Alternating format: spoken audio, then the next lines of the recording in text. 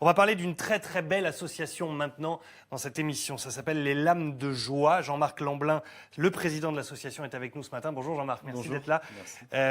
En gros, offrir aux enfants amputés la joie de courir.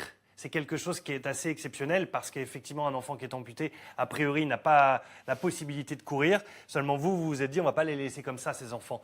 On va fabriquer et faire obtenir des prothèses et on va créer ce qu'on appelle une bibliothèque, une banque finalement de prothèses adaptables à tous les enfants de manière à ce que ces prothèses-là, au lieu d'avoir un usage unique, puissent être réutilisées. Tout à fait. Alors juste petite précision, c'est pas nous qui les fabriquons les lames, on les achète auprès d'un fabricant suédois. Et l'idée, voilà, c'est d'aller un peu plus loin que de faire courir les enfants, juste au moins leur offrir la possibilité de refaire une activité sportive et même tout simplement le fait de pouvoir leur offrir le fait de jouer avec leurs camarades dans les cours de récréation, qu'ils ne pouvaient pas faire auparavant avec une prothèse de marche. Quelques images pour illustrer votre propos et voir à quel point c'est important pour les enfants justement de courir, de s'amuser, de faire du sport comme tout le monde. On les voit, voilà. C'est des enfants comme les autres. C'est des enfants tout à fait comme les autres, à qui ils ont eu un petit accident de vie ou un accident de parcours lors de la grossesse, à qui on essaie de les rendre totalement autonomes et totalement identiques à leurs camarades, totalement valides. Ça redonne le sourire, ça redonne de l'énergie. Et l'importance de cette banque un peu de prothèses, c'est qu'elles sont adaptables sur tous les enfants en fonction, non pas de leur taille, mais en fonction de leur poids. Voilà, c'est ça. C'est-à-dire que les enfants vont devoir changer de lame de course à peu près tous les 5 à 10 kilos. Donc l'idée, c'est nous, on achète les lames, on les prête aux enfants totalement gratuitement. Donc il n'y a pas de conditions de ressources, il n'y a pas de caution. C'est vraiment totalement gratuit pour les familles. Et une fois que l'enfant a dépassé sa gamme de poids, on reprend la lame, on lui en redonne une autre. Et la lame qui est trop petite pour lui va servir à un autre enfant. Comme c'est du carbone, la durée de vie elle est quasiment, on va dire, infinie. Donc on est sûr que la lame va tourner auprès de plusieurs enfants. Quand vous dites nous, quand vous dites on, c'est parce que cette histoire est née elle est née à Berck d'abord avec le docteur Frédéric Charlaté, chef de service appareillage à la fondation Opale de Berck-sur-Mer. C'est une très grande aventure humaine tout ça. Hein. C'est une très très grande et une très belle aventure humaine qu'on vit avec Frédéric. Donc on ne se connaissait pas du tout encore il y a 1 an et demi avec Frédéric Charlaté. Et cette histoire a fait de nous forcément maintenant des amis et toutes les rencontres qu'on fait avec les enfants qu'on a pareil deviennent des très belles histoires et très belles leçons de vie.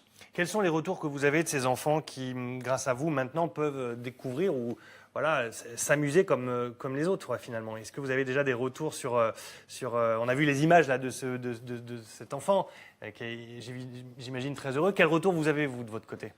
Les retours, c'est forcément du bonheur, mais c'est aussi, on a quelques enfants qui ont, vraiment une petite fille qui était double amputée, qui avait du mal à avoir des liens sociaux dans son école. Et le fait de chausser ses lames, donc déjà ça lui permet de rejouer avec ses camarades de classe, d'être un petit peu normal comme ses amis.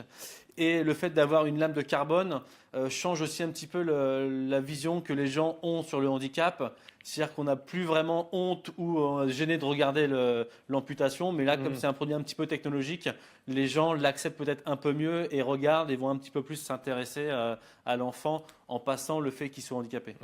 Retour d'expérience avec Alexandre, que vous allez écouter maintenant à l'écran, puisqu'un sujet avait été réalisé avec lui. Propos recueillis par Jean-Luc Doucher. Regardez, c'est tout mignon. Jouer au touche-touche, à cache-cache, des jeux de mômes tout simplement. Des petits bonheurs, jusque-là moins accessibles pour Alexandre. Plein d'enfants qui ont eu une malformation et qui ne peuvent pas faire de sport. Moi, j'ai eu la chance de pouvoir en faire. Souvent, les gens me regardent avec insistance. Mais bon, maintenant, ça arrive encore, mais bon, ça me pose pas vraiment de problème. C'est pas parce qu'on a une prothèse qu'on peut rien faire et qu'on est moins bien que les autres. Comme les autres.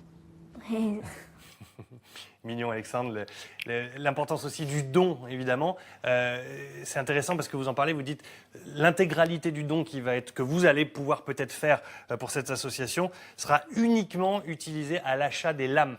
Tous les trucs administratifs à côté, la communication, tout ça qui coûte cher, ne sera pas utilisé sur ce don-là. Voilà, on est encore pour le moment pris, on va dire, sous l'aile d'une grande fondation qui s'appelle la Fondation Opale, qui est basée sur Berck et qui gère tous nos budgets et donc nous permet d'enlever pas mal de postes de dépenses.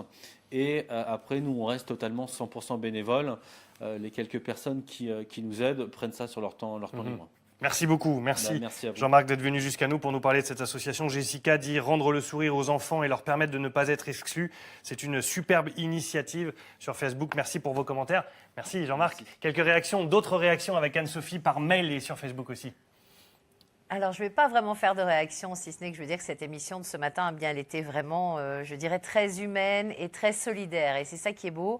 Et c'est vrai que l'association, eh bien, les Bouchons d'amour ou l'association L'âme de joie, eh bien, nous permettent à nous de toucher, faire plaisir aux autres, à celles et ceux qui en ont besoin. Alors, je voulais juste vous montrer, Thibault, le site internet de l'association L'âme de joie. Voilà, vous pouvez aller sur ce site, je l'ai sur ma petite tablette. Voilà, vous pouvez aller faire un don parce que c'est vraiment un élément plus qu'important pour permettre aux enfants eh bien, d'avoir un lien social avec les autres. Elle est belle la Et puis photo.